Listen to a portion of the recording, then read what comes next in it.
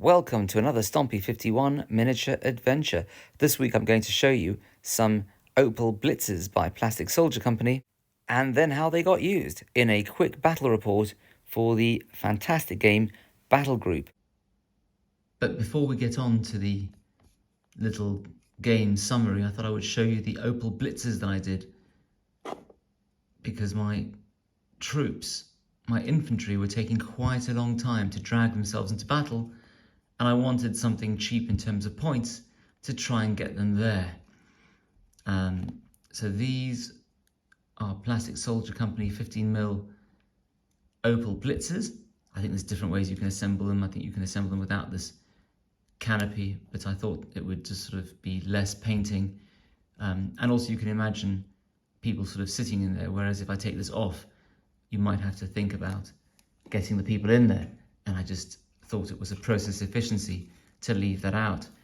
In terms of process efficiencies, I didn't really spend a huge amount of time painting them. I used Avalon Sunset to undercoat them. It's a Games Workshop paint that to my mind looks pretty dunkelgelb, or dunkelgelb enough. And then I used olive grün, I think it was, and just copied one of the more fun paint patterns I found on the web. I assumed that these kind of wooden, I assumed that this was wood. I don't know if it's made out of metal. And I was going to paint these slats all wood, and then realized again, as a process efficiency, you could just paint it the same as everything else. This time the decals actually stayed on, which was good. They kept falling off the side of the tanks because the tanks are, well, that part's flat, but not all the parts of it were, like the sides with all the little hatches, that's not flat. But they stay on the Opel Blitzers. I used Necron, no, not Fenris Grey. I used Necron Abyss mixed with Fenris Grey, largely because they're just two paints I have that look like they're on their last legs before they dry out for the windscreen and the side windows. And then I just used a little bit of this mixed with water to be really thin to make it look like it's kind of glass. I think it's all right. I mean, should I have used a lighter color? Possibly, but it looks all right. Anyway, sorry for the darkness in this video, but it's the UK, and if I missed my window of daylight for about 2 hours in the morning with everything else I have going on, there's no chance to get a video out. And I do notice it's been a few weeks since I've got anything out, so I thought I would just hope you'll bear with me for these low light conditions. And then I did a few kind of washes, dark tone, and where is it? Somewhere here there's a kind of rust effect, and I just mix a lot of water in there, and it doesn't have to be rust, it could just be that effect once water's pulled after being rained upon enough times. And so I just did that at the base there, and I should have done it with more graduation, but I looked up online how you're supposed to make a canvas look like it's a bit weathered and worn, and the answer is it's not very easy, but it's all to do with dry brushing and putting something to show all the creases. And I thought that a lot of water mixed into that down towards the bottom bits would make it look like that's where the water had kind of pulled, except it's too uniform a line, and I could get some dark tone maybe, which I might do, and just put it in between this and the normal canvas just to make it look a bit more graduated. And then I used some of this stuff, which I kind of love, but hope won't give me lung cancer from inhalation, weathering powders, and I dusted that into the wheels, which I think makes all the difference, because it means so I did dry brush the whole thing, having got rid of most of the Avalon Sunset, even after I'd done the after I'd washed it and done the camouflage. And you've got to do the right amount of dry brushing.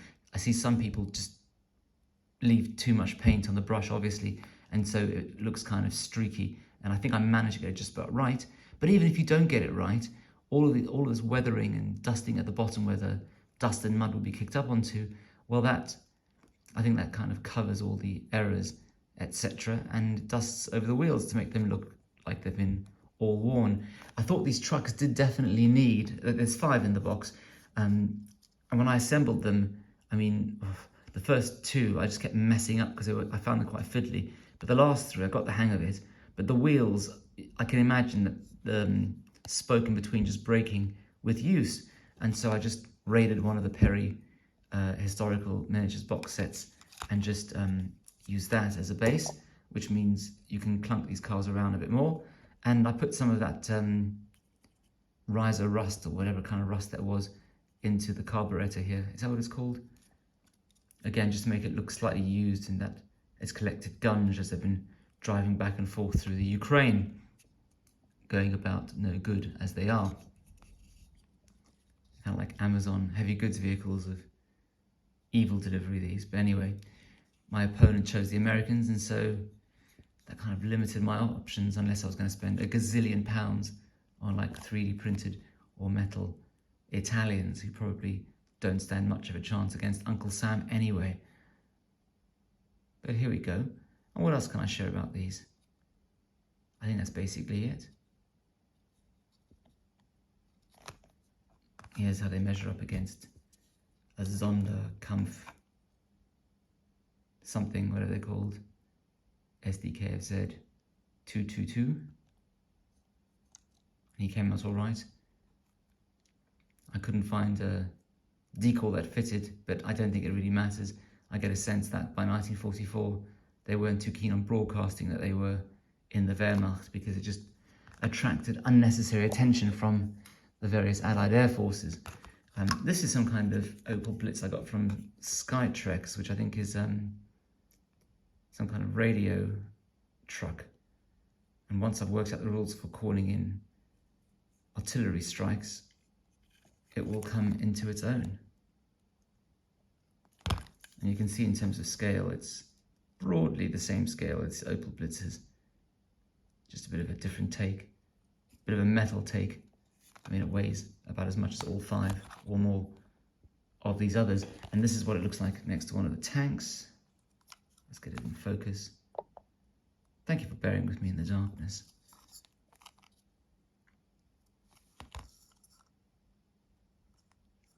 And let's have a bit of a line-up.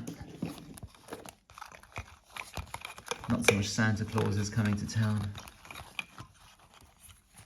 The Wehrmacht's coming to town, which is never really good for the town.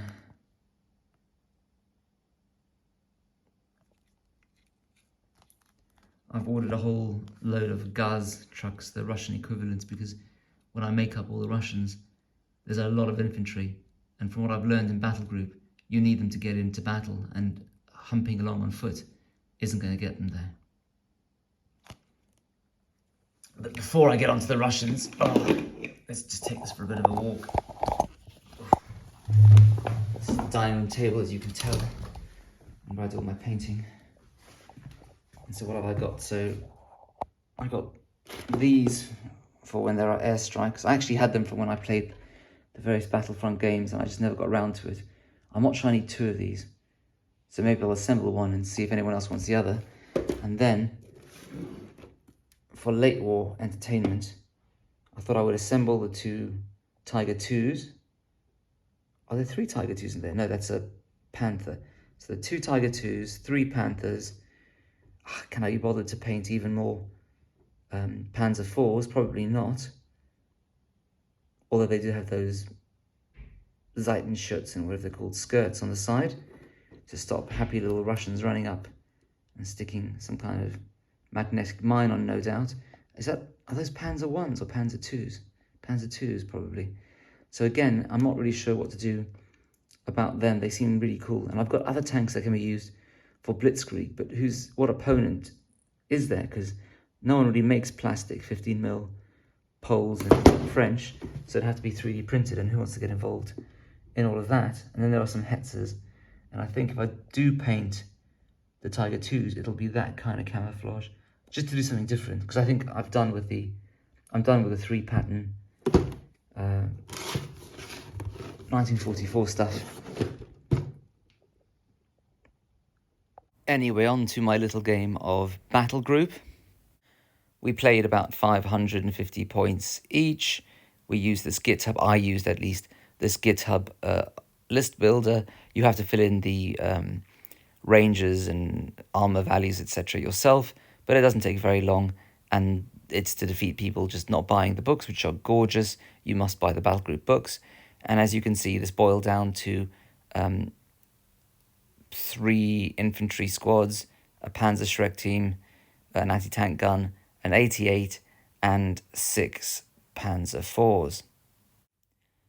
We decided to play the recce screen scenario, which boils down to both sides put down their specialist recce units one by one, and then whoever has the most gets first turn because they're out reconnoiter the other guys, and then you roll a d6 when it's your turn, and you can bring on that many units. And there are 2 different ways of winning. There are 3 of these objective markers. You can only see 2 of them, these white little tokens or yellow tokens, can't tell or remember. On the right, there's one on the left.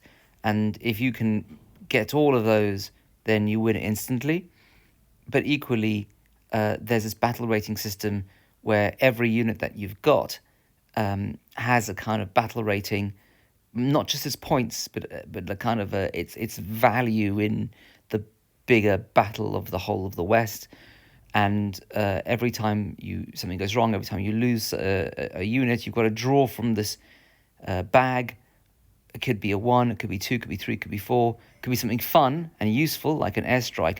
But basically, the numbers start to add up that move up towards your battle rating. So I think my battle rating was 37 and my opponent's was like 35, because the German tanks seem to always be quite valuable in terms of their strategic rating. So if whoever basically bottles first, not bottles, their commanding person at a strategic level says, look, you're not doing well, get out, time to fight another day.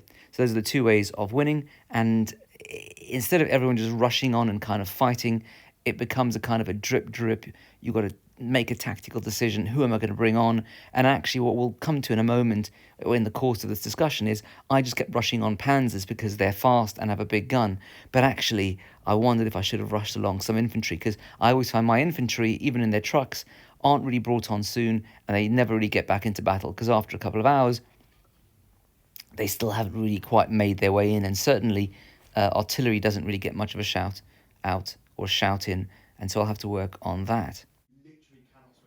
A quick video of the table.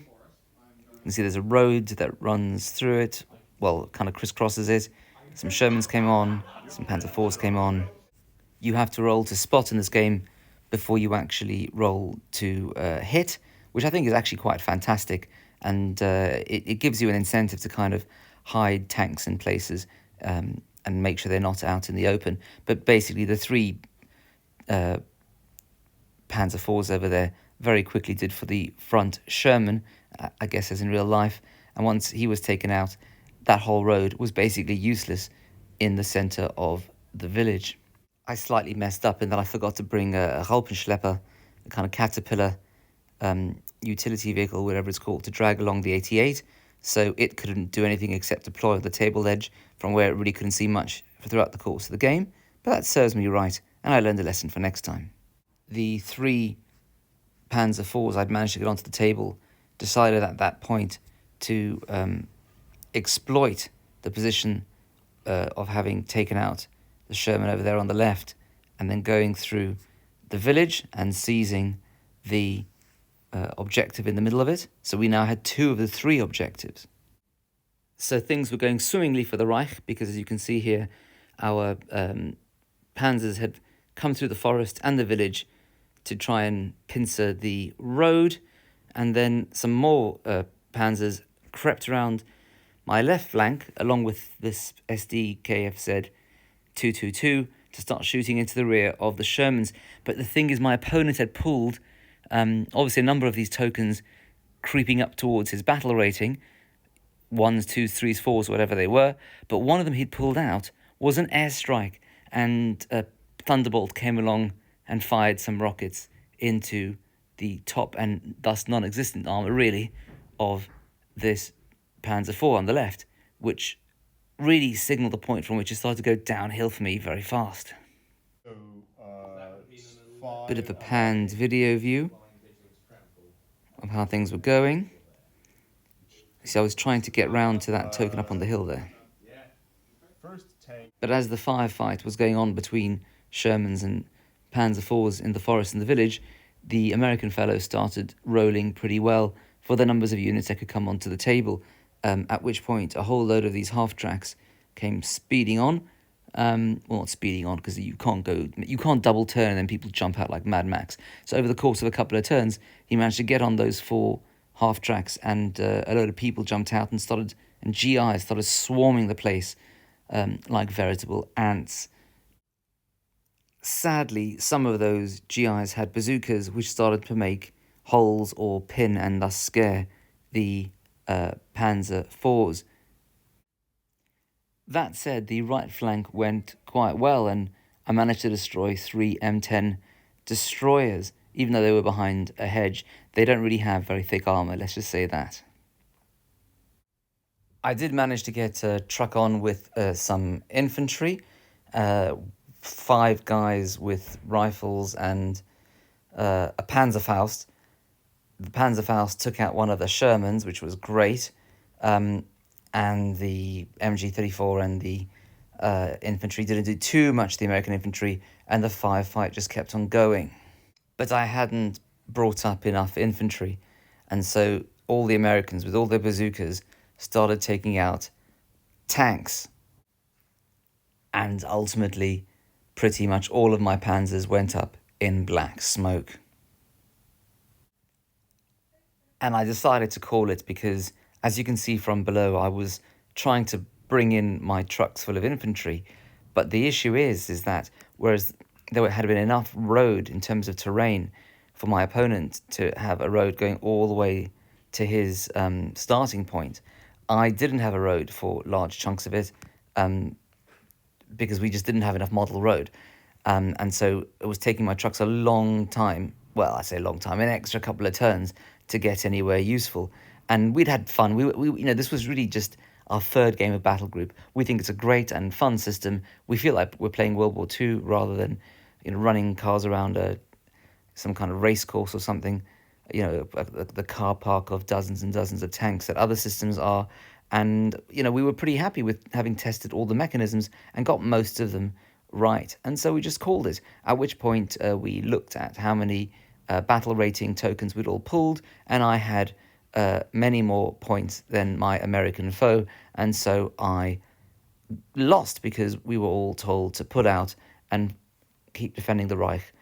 Elsewhere, I think I said before, I read the entire book. The End is by Ian Kershaw. Why they didn't just surrender. I just don't get why they didn't just surrender, even after reading that whole book, at least on the Western Front.